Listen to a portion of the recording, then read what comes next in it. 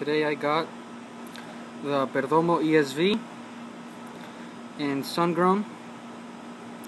This is a Toro size. ESV stands for Estate Selección Vintage 2002. Show you guys the band. Imported, handmade. This is another Puro, all Nicaraguan. The wrapper is aged since 1992, from what I hear, and the fillers are from 2002. So I guess that's why they gave it the vintage name, as vintage leaves. Okay, I'm gonna light it with my Lotus, my Perdomo Lotus. This is about my third or fourth one. Billy Perdomo let me try this at the first event I went to. It smells awesome. Wow. It's real pungent, but in a good way. It smells like nice earth, nice tobacco, real smooth and mild. It smells real good. So does the foot. Pre-draw, I can tell that it has a kind of a tight draw. It's not a bad thing, but a little bit tighter than some of the other ones.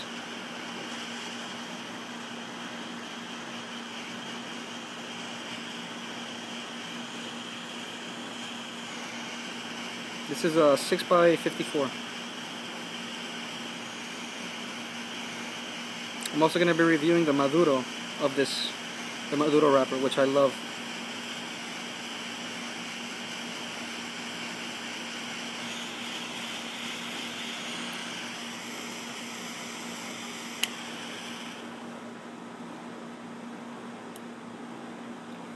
Gives off a good amount of smoke. Real smooth.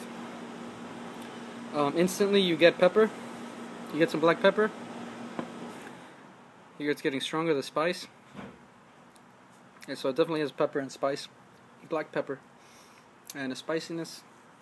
Feel the tingling on your tongue.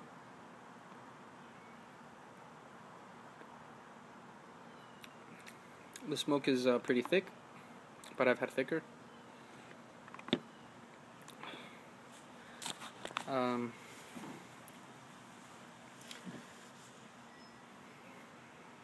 That's pretty much all I'm getting right now.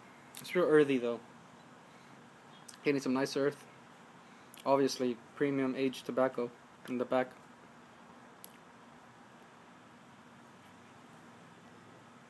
It has a pretty tight draw. I don't remember it being this tight. I wonder why. Oh well. Well, I'll show you the band one more time. Pretty much the Maduro version. They changed the copper to silver, so it's black and silver. Looks real nice. Like many Perdomo cigars that are nice and vintage. This is a remake of the 1991 vintage. So obviously the crop ran out. They ran out of leaves. Just like for the Grand Cru 04, they ran out, so now they have the 06 Grand Cru. Now they have the 02 ESV.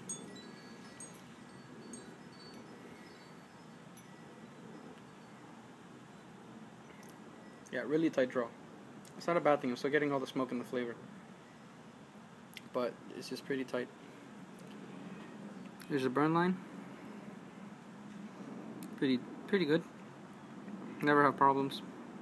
Especially with not such a premium cigar. Never had a problem with this.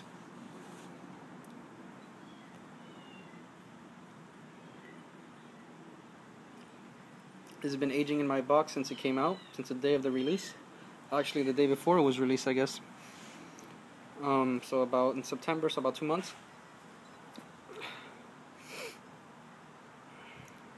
Show you guys a wrapper, a nice sun-grown wrapper. It's a bit veiny, the veins stick out. Seams are pretty tight. There's a bit of tooth, but it's smooth. It's not really sandpapery.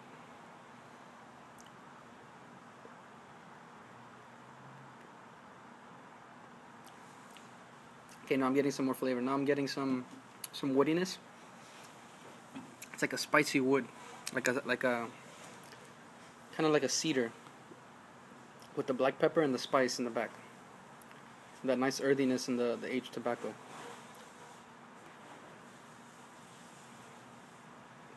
I've had a few of these, so I kind of know that it doesn't have to nicotine strength. Pretty much like most of the Perdomo line. They're big on flavor, but low on strength. Usually there's three things. Well, the three basic things of Perdomo that's a norm with them. One, they're Nicaraguan Puros. Two, they're very consistent. And three, they're mostly flavor as compared to very low nicotine. Low nicotine, high flavor. They're Nicaraguan Puros. And very consistent.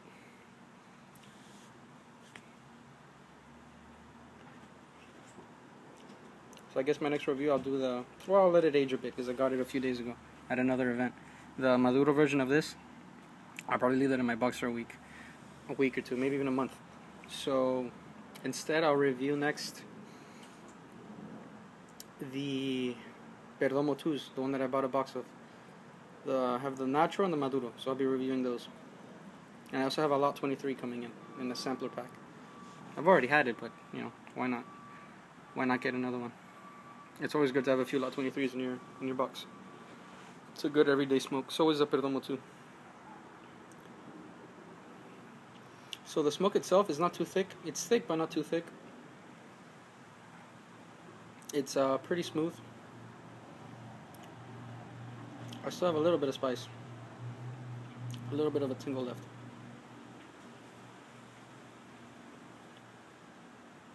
Definitely medium to full. Right now it's closer to medium, but as it opens up, as I get further along, I'm pretty sure it'll go up to full. So you have a good amount, quite a good amount of black pepper and spice. The nice earthiness. And some cedar.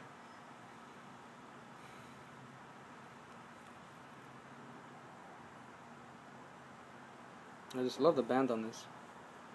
It's real nice. Maduro has it instead of copper silver. It's real nice.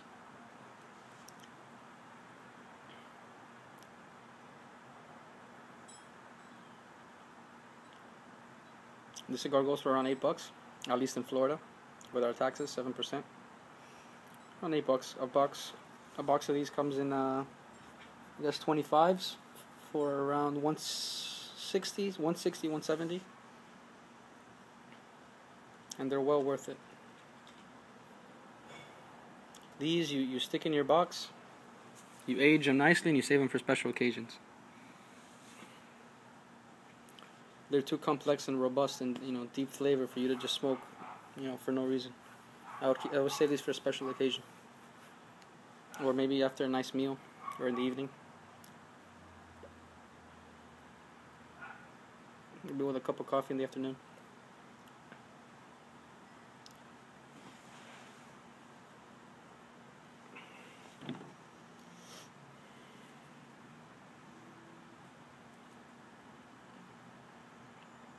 Like I said in my other videos, I'll say it a few more times in my next few videos, and if it doesn't work, I'll stop, I guess.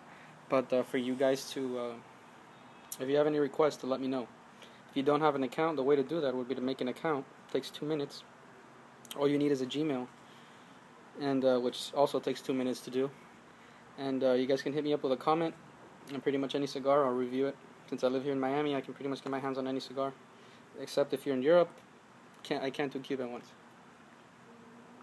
I know in Europe they're not illegal, so a lot of Europeans are used to smoking only Cuban cigars. But, especially in Greece, which is where I'm from, pretty much the most famous cigars are like H. Upmann, Cohiba, Partagas, but the Cuban ones. They don't even know that they make them outside of Cuba. So, they don't, like, some companies don't even bother to go there. Like some companies that are made, like Nicaraguan companies like Toraño and Perdomo. There are a lot of good cigars out there, not necessarily, it's not necessarily that Cuban cigars are the best or that they have the best leaves. They were the first to do it, and sure, they are very good, but, a Nicaraguan cigar tastes nothing like a Cuban one. So it's just what you like, not quality. Honduran cigars taste a certain way, Ecuadorian cigars taste a certain way. I've been having some Ecuadorian cigars that I'm pretty sure you can't get anywhere. They're straight from Ecuador. And I've never heard of the brand. I've never seen it reviewed or anything. Delicious cigars. They're banded, and they have, they're called Libertador. all Ecuadorian. Usually all you get is an Ecuadorian wrapper, but they make full cigars too. So does Honduras and Costa Rica.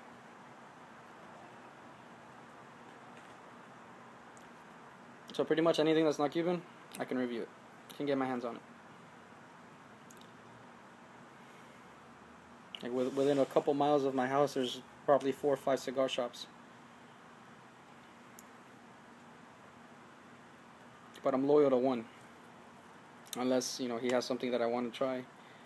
I mean, he doesn't have something that I really want to try, then I'll break my loyalty. But the cigars that he has, I only buy from him. I only buy my Perdomos from him. Which I love that he almost has the entire line. But I also like the Cielo by Perdomo. The Cielo is a cigar that's made by Perdomo only for Corona Cigar Company. So if you want to try that, you either have to go to Orlando in Florida, and go to one of their 3 stores there, or go to coronacigar.com and order. I'm sure they ship all over the world. It's the biggest cigar store in the United States, if not the world. So if you want to try, a cigar that's special only to them, that you can only get through them, and it's a Perdomo, it's a very good cigar. I also did a review on it. You have to go to coronacigar.com. He also makes his own cigars. So pretty much the only way I cheat on my local store is to get things that he doesn't have, that my local store doesn't have. And of course I wanted to try every Perdomo, and that was the one that he didn't have. Also, he doesn't have Nick sticks, and Corona Cigar does. And I love Nick sticks. And they're very cheap.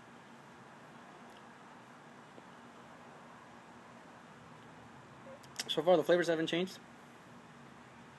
The pepper and the spices died down, that's for sure. I'm still getting the woody cedar. I'm still getting the earthiness, the nice tobacco. It's very creamy. It has that nice cream mixed in, like the top of an espresso, the nice cream. I mean the top of a cappuccino. Real nice. Real smooth. I'm trying to see if I get nuttiness, but I don't think so. Usually you can tell if it's nutty, but it's easy to mix nuttiness with woodiness. But the nuttiness, there's no nuttiness. It's nice, the wood, the cedar, a little bit of cream. The smoke itself is very smooth, and it's pretty thick. The draw is very tight on this one for some reason. I don't know why. I guess it's kind of hard towards the band. But not particularly hard. I don't know. Probably this one just has a tighter pack. I doubt it's a knot. I've never had a knot in a Perdomo. Sure, it can happen, and I'm sure there are some, but I've never had a knot in a Perdomo.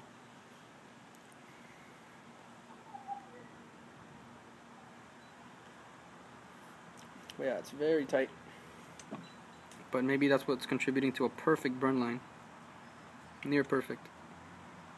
Straight ash. Nice gray color. It's flaking a little bit. It's not going to flower, I can tell you that right now. And I know it won't, because I've never had a Perdomo flower. And I've also never had a Perdomo where the ash falls off, early. You get at least 1.5 inches. But usually, and they're more premium blends, like the ESV, the Grand Cru, the Exhibition, 20th anniversary, 10th anniversary. Pretty much all their cigars, they last for over 2 inches.